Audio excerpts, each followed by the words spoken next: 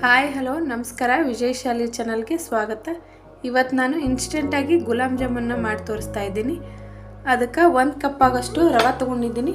ಅವು ಬಾಂಬೆ ರವೆ, ಉಪ್ಪಿಟ್ಟು ರವೆ ಅಂತಾರಲ್ರಿ, ಅವು ರವೆ ತೊಗೊಂಡಿನಿ. ನೀವು ಬೇಕಾದರೆ ಮನೆಯಲ್ಲಿ ಚಿರೋಟಿ ರವೆ ಇದ್ದರೆ ಚಿರೋಟಿ ರವೆ ತೊಗೊಂಡು ಮಾಡ್ಬೋದು. 2 ಕಪ್ ಅಷ್ಟು ಹಾಲು ತೊಗೊಂಡಿದ್ದೀನಿ. 1 ಕಪ್ ಆಗೋಷ್ಟು ಸಕ್ಕರೆ ತೊಗೊಂಡಿದ್ದೀನಿ ಪಾಕ ಮಾಡ್ಲಿಕ್ಕೆ. ಈಗ ರವನ್ನ ಒಂದು ಮಿಕ್ಸರ್ ಜಾರಿಗೆ ಹಾಕಿ ಸಣ್ಣ ಮಾಡ್ಕೊಂಬರ್ತೀನಿ. ಯಾಕಂದರೆ ನಾವು ಉಪ್ಪಿಟ್ಟು ರವೆ ತೊಗೊಂಡಿನಲ್ರಿ, ಚಿರೋಟಿ ರವೆ ಇದ್ರೆ ನಡಿತೈತ್ರಿ. ಇದು ಉಪ್ಪಿಟ್ಟು ರವೆ ಒಂದು ಸ್ವಲ್ಪ ದಪ್ಪ ಇರ್ತದಲ್ರಿ, ಅದಕ್ಕೆ ಒಂದು ಸ್ವಲ್ಪ ಮಿಕ್ಸರ್ ಹಾಕೊಂಬರ್ತೀನಿ ರೀ. ನಾನು ಮಿಕ್ಸರ್ ಹಾಕೊಂಬಂದೀನಿ ರೀ. ಅವು ಸಣ್ಣಾಗ್ಯಾವ್ರಿ. ಒಂದು ಪ್ಯಾನ್ ಇಟ್ಕೊತೀನಿ ರೀ. ಅದಕ್ಕೆ ಒಂದು ಸ್ವಲ್ಪ ತುಪ್ಪ ಹಾಕೋತೀನಿ.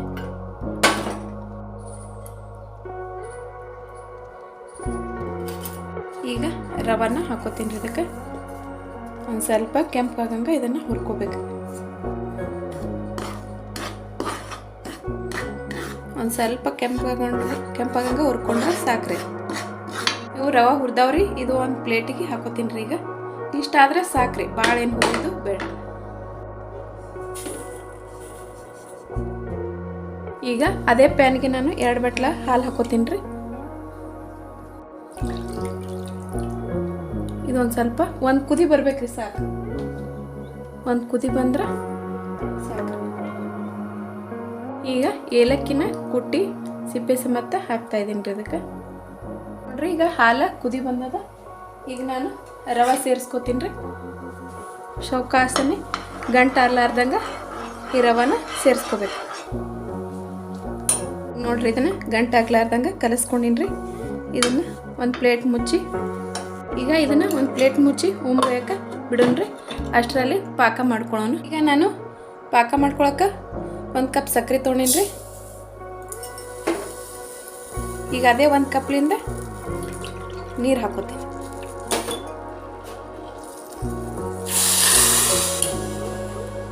ಇದು ರವೆ ಉಮ್ಗೋಯಕ್ಕೆ ಇಟ್ಟಿದ್ನಲ್ರಿ, ಇದು ಉಮ್ಗೋಯ್ದದ. ಈಗ ನಾ ಇದನ್ನು ಚೆಂದಾಗಿ ನಾದ್ಕೋತೀನಿ ರೀ.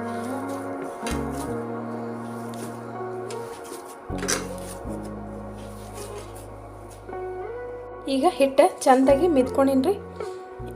ಈಗ ಸಣ್ಣವನ್ನು ಉಳ್ಳಿ ಮಾಡ್ಕೋತೀನಿ. ಹಿಂಗೆ ಬಾಲ್ ಟೈಪ ಸಣ್ಣ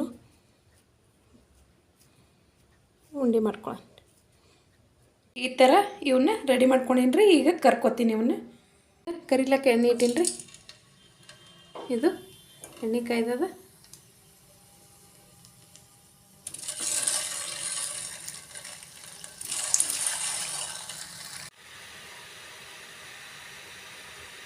ನೋಡ್ರಿ, ಈ ಥರ ಕೆಂಪಾಗಂಗೆ ಇವನ್ನ ಕರ್ಕೊಂಡಿನಿ. ಇದನ್ನು ಪಾಕಕ್ಕೆ ಹಾಕ್ತೀನಿ. ಪಾಕಕ್ಕೆ ಹಾಕೋತೀನಿ ರೀ. ಈ ಥರ ರೆಡಿ ಆಗ್ಯಾವ ನೋಡ್ರಿ.